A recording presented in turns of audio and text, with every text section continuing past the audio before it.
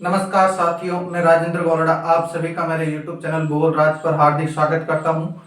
भौगोलिक विकास का चिंतन इवोल्यूशन ज्योग्राफिकल ऑफ थॉट की सीरीज के अंदर आज हम बात करेंगे साथियों हेरोडोटस की। हेरोडोटस से पहले हम ये चार विद्वानों की चर्चा कर चुके हैं, जिनमें होमर, थेल्स, एनाक्सिमेंडर और हिकेटियस। उन चारों विद्वानों के आपको जो भी वीडियो है वो हमारे प्लेलिस्ट में मिल जाएंगे, आप वहां पर जाकर के उसको चेक कर ले और पहले उनका अध्ययन करने के पश्चात आप हेरोडोटस को पढ़ें। तो हम चलते हैं हेरोडोटस की ओर। हेरोडोटस ग्रीक विद्वान जिनका जन्म 484 ईसा पूर्व हुआ और उनकी मृत्यु 425 ईसा पूर्व हुई। सबसे पहला क्वेश्चन यहीं से बनता है कि हेरोडोटस का जो जीवन काल है वो क्या है, तो वो आपके सामने 484 ईसा पूर्व से 425 ईसा पूर्व के अंदर हुआ। हेरोडोटस जो कि ऐतिहासिक भूगोल के अंदर इन्होंने बहुत अच्छा कार्य किया है तथा इतिहास के अग्रज इतिहासकार भी माने जाते हैं, इस कारण से इन्हें इतिहास का पिता कहते हैं। और इतिहास को लेकर के इन्होंने एक पुस्तक भी लिखी थी, हिस्टोरिका। कौन सी पुस्तक? हिस्टोरिका। मैंने यहाँ पर मेंशन किया है, इनकी बुक है हिस्टोरिका और ऐतिहासिक भूगोल के अंदर इन्होंने महत्वपूर्ण कार्य किया, इस कारण से इन्हें इतिहास का पिता कहते हैं। नेक्स्ट हम देखते हैं, जो हेरोडोटस था इनका जन्म हालिकार्नासिस में हुआ था। कहाँ हुआ था? हालिकार्नासिस में हुआ था। और यहाँ से ये दक्षिणी इटली के नगर एथेंस में गए और एथेंस के पास में थुरी नगर के अंदर इनका निवास स्थान था और थुरी में ही रह करके इन्होंने अपने जीवन के अधिकांश लेखन कार्य संपन्न किए। तो दक्षिणी इटली के नगर यहाँ पर एथेंस के पास में थुरी शहर, जहां पर ये रहा और अधिकांश लेखन कार्य इसने संपादित किए। नेक्स्ट, हेरोडोटस ने नील नदी में प्रतिवर्ष आने वाली बाढ़ों का उल्लेख किया है तथा नील नदी के अंदर जो ऊपरी क्षेत्रों से बहाकर लाई हुई गाद एवं मृत्तिका से निर्मित जो डेल्टा है, डेल्टा निर्माण की प्रक्रिया को इसने समझाया है। डेल्टा एक ग्रीक शब्द होता है, यहाँ पर डेल्टा एक ग्रीक अक्षर। तो डेल्टा का जो डेल्टा है इसका निर्माण कैसे होता है, इस निर्माण की प्रक्रिया को समझने का अगर सर्वप्रथम कार्य किया है तो वो हेरोडोटस ने किया है। तथा हेरोडोटस ने यह भी बताया कि जो नील नदी का प्रवाह है वह पश्चिम से पूर्व की ओर है तथा जो लीबिया को दो बराबर भागों में विभाजित करती है। इससे पहले हिकेटियस में मैंने आपको यह भी कहा था कि जो वर्तमान में अफ्रीका है उसको प्राचीन नाम में लीबिया कहते थे। तो ये कहते हैं कि लीबिया के अंदर जो नील नदी है वो पश्चिम से पूर्व की ओर बहती है तथा इसी के द्वारा इथोपिया से लाई गई जो गाद एवं मृत्तिका है उसके द्वारा मैदानी क्षेत्र के अंदर तथा नदी जहां सागर के अंदर जाकर के गिरती हैं वहां अवसाद के एकत्रित होने से डेल्टा बनता है। ऐसा कहने वाले कौन है? हेरोडोटस है। नेक्स्ट, हेरोडोटस ने इतिहास और भूगोल के बीच में एक दृष्टिकोण संपादित किया। यह कहते हैं, इस दृष्टिकोण को आप कृपया ध्यान से सुने क्योंकि इस दृष्टिकोण को लेकर के 3 या 4 बार क्वेश्चन आ चुके हैं। यह कहते हैं कि समस्त इतिहास को भौगोलिक दृष्टि से अध्ययन करना चाहिए, समस्त इतिहास का भौगोलिक दृष्टिकोण से अध्ययन करना चाहिए तथा समस्त भूगोल को इतिहास की तरह व्यवहार में लाना चाहिए। मैं पंक्ति द्वारा बोल रहा हूं, समस्त इतिहास को भौगोलिक दृष्टिकोण से अध्ययनरत करना चाहिए या अध्ययन करना चाहिए और समस्त भूगोल को इतिहास की तरह व्यवहार में लाना चाहिए। ऐसा इन्होंने इतिहास और भूगोल के बीच में एक संबंध को लेकर के यह अवधारणा प्रस्तुत की थी। ये अवधारणा सीधी सीधी एग्जाम के अंदर टू द पॉइंट ऐसे के साथ आती है। तो आप ये पंक्ति किससे संबंधित है? हेरोडोटस से संबंधित है।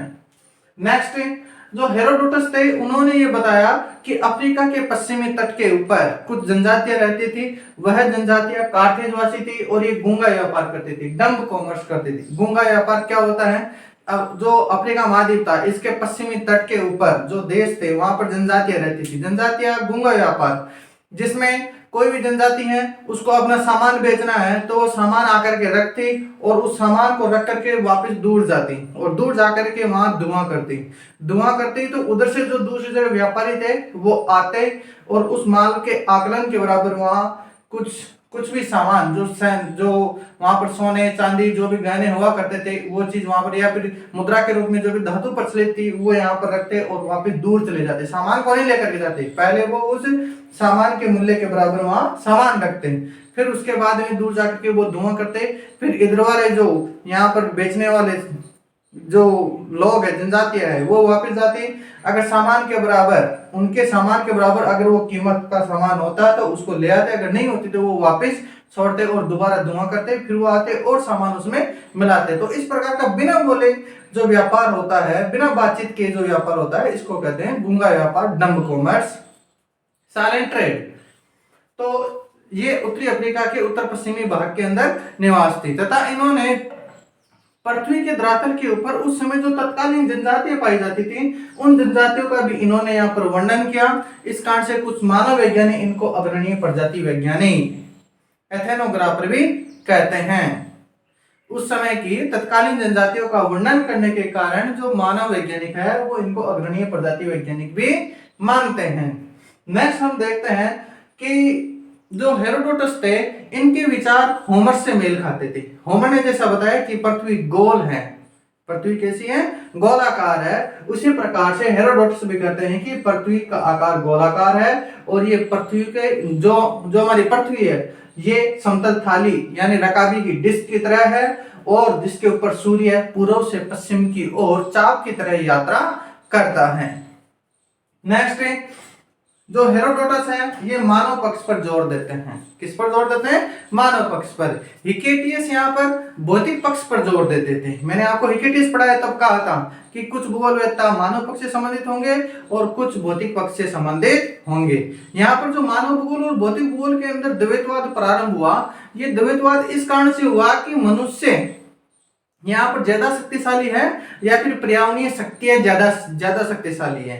इन दोनों के विवाद को लेकर के ही यहाँ पर ये बात प्रारंभ हुई है।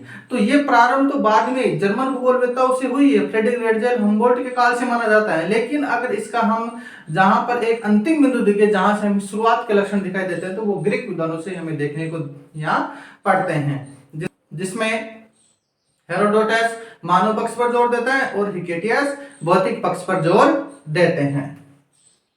नेक्स्ट है हेरोडोटस प्रथम विद्वान जिसने विश्व मानचित्र के ऊपर याम्योत्तर रेखा मेरिडियन लाइन खींचने का प्रयास किया।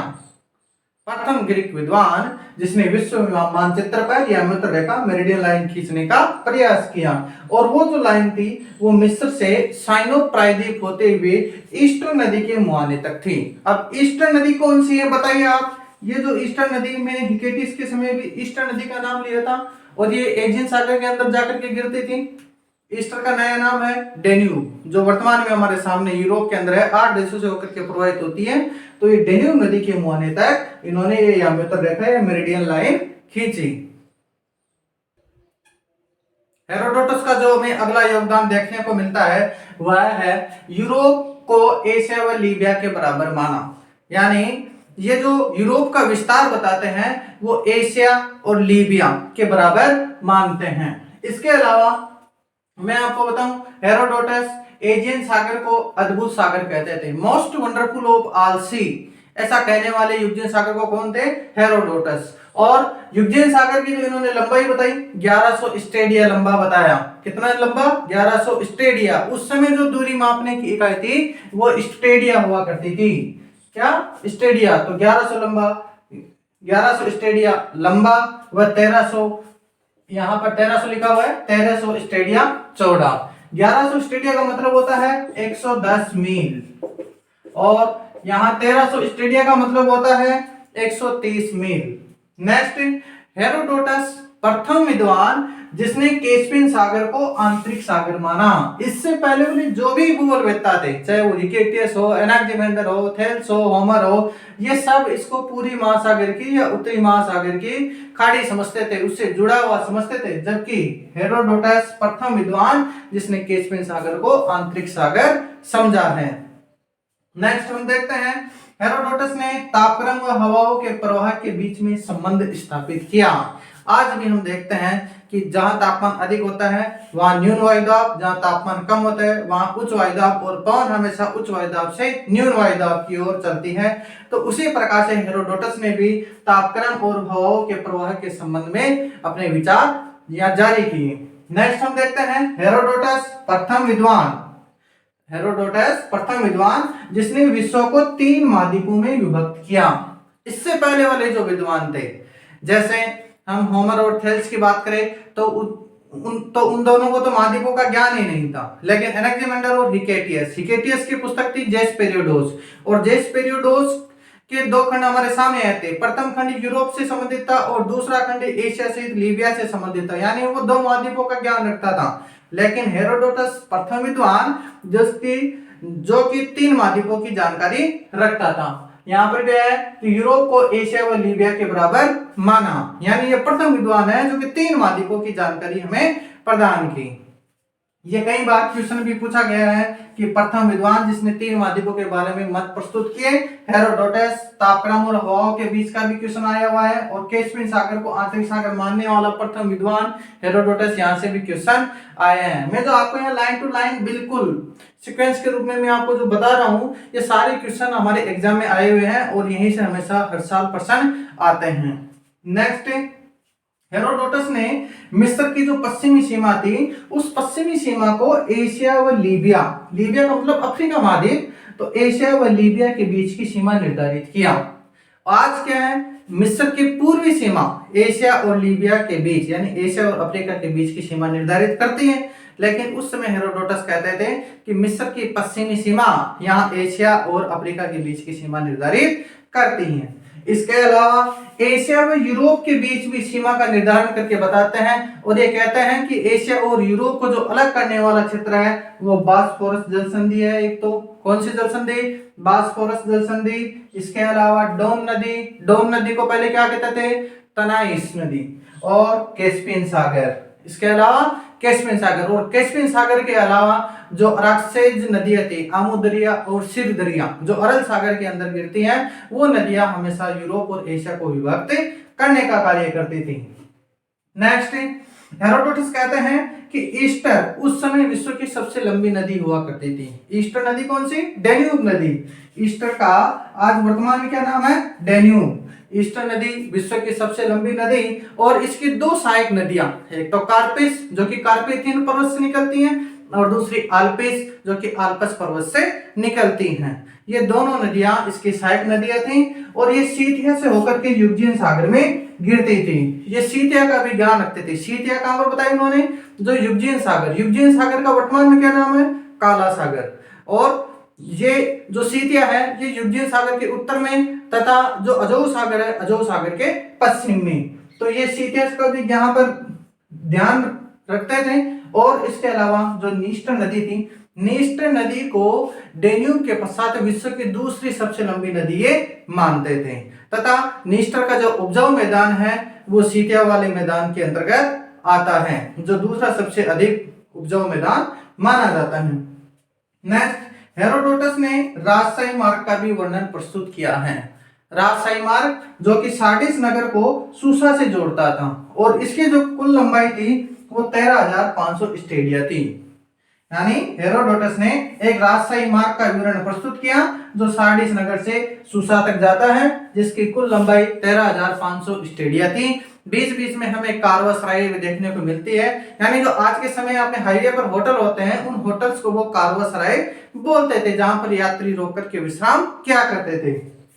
इसके अलावा हेरोडोटस का जलप्रपात से संबंध भी इनका विचार था कि भूमि के ऊंची उड़ जाने से जो आकृति बनती है वह जलप्रपात कहलाती है। आज हम देखते हैं कि कोई भी ऊपर उठी हुई भूमि से जब जल ऊपर से नीचे की ओर लंबवत रूप में नीचे गिरता है तो वह आकृति जलप्रपात कहलाती है। तो ऐसा ही हेरोडोटस का भी जलप्रपात के बारे में विचार था। आगे की कड़ी में हम देखते हैं, यहाँ पर हेरोडोटस का हमें अगला जो योगदान देखने को मिलता है, हेरोडोटस ने लाल सागर और मतीय की खाड़ी में समुद्री ज्वार घटनाओं का अवलोकन किया है। समुद्रों में जो ज्वार भाटा आता है, इन समुद्री ज्वार घटनाओं का अवलोकन इन्होंने लाल सागर और मतीय की खाड़ी के अंदर किया है। इसके अलावा हेरोडोटस जो अफ्रीका महाद्वीप था, अफ्रीका महाद्वीप के उत्तरी भाग को 2 भागों में विभक्त किया इन्होंने, पूर्वी और पश्चिमी भाग। पूर्वी और पश्चिमी भागों के अंदर ये विभक्त करते हैं, जिसमें पूर्वी भाग जो पूरी भाग था वो रेतीला था। रेतीला होगा तो कैसा होगा, बंजर देश वाला होगा। और जहां पर जनजातियां निवास करती हैं वो कौन सी जनजाति थी, यावर जनजाति निवास करती थी। और इसके अंदर एक नगर स्थापित था, साइरेन नगर स्थापित था। यानी पूरी भाग रेतीला था, बंजर था, और यावर जनजाति निवास करती थी, और साइरेन नगर स्थापित था यहाँ। जो पश्चिमी भाग था, पश्चिमी भाग में कार्थेजवासी वहां जाने के आदि बने हुए थे और कार्थेजवासी वहां पर डंब कॉमर्स को गूंगा व्यापार करते थे, जो कि हरकुलस के स्तंभ, जो कि लीबिया के आगे हरकुलस के स्तंभ है, वहां पर जाने के ये आदि बने हुए थे। उसी क्षेत्र में जाकर के ये डंब व्यापार करते थे। नेक्स्ट, हेरोडोटस ने जो अफ्रीका महाद्वीप है, इस अफ्रीका महाद्वीप के अंदरूनी भागों तक वो गया, अस्वान तक वो गया था, और अस्वान तक जाने के बाद में अफ्रीका महाद्वीप को उसने 3 कटिबंधों के अंदर विभक्त किया था। कितने कटिबंधों में? 3 कटिबंधों में। पहला कटिबंध यानी पहला जोन उसने बताया भूमध्य सागर के तट का क्षेत्र, जो कि एटलस पर्वत से लेकर के नील नदी के डेल्टा तक स्थापित था। दूसरा इन्होंने क्षेत्र बताया जंगली जीव जंतु का क्षेत्र, उससे थोड़ा सा अंदर, जहां पर अरब इसे खजूरों का मुल्क कहते थे। और फिर उससे आगे आता है सहारा का मरुस्थल, जो कि तीसरा कटिबंध यहाँ हेरोडोटस ने बताया है। इस प्रकार से हेरोडोटस का हमारे यहाँ भूगोल के अंदर बहुत ही अत्यधिक योगदान देखने को मिलता है। धन्यवाद।